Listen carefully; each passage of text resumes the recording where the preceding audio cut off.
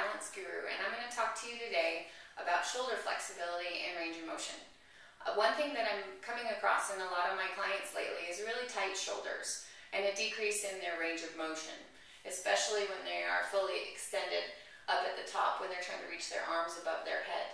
So they're having a lot of neck and shoulder issues from it.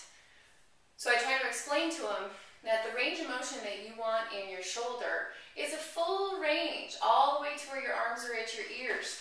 So if you can see, you want to have a nice strong straight line from your arm bone all the way through your rib cage and down through your waist. What I see happening a lot with people who are tight is they'll think that their arms are at their ears here and they're missing out on a lot of their range, and then I'll ask them to bring their shoulders back a little bit more or their arms back a little bit more, and they'll end up coming here, which they think, oh great, my arms are straight up, but you're doing it with your rib cage, so you're not affecting this joint right here. So what you want to do is tuck your rib cage down and really work on the range of motion happening from this pivot point and not from a pivot point down in your rib cage. Alright, so check yourself in the mirror.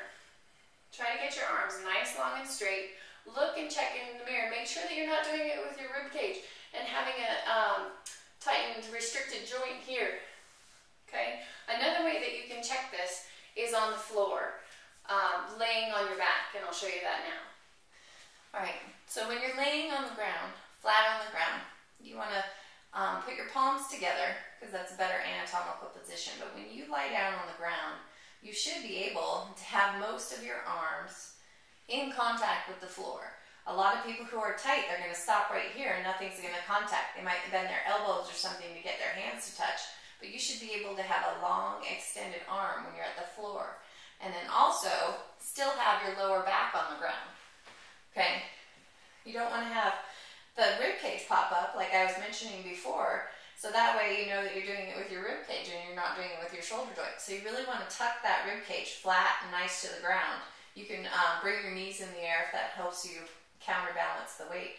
But really check and make sure that you can get your arms all the way along the floor.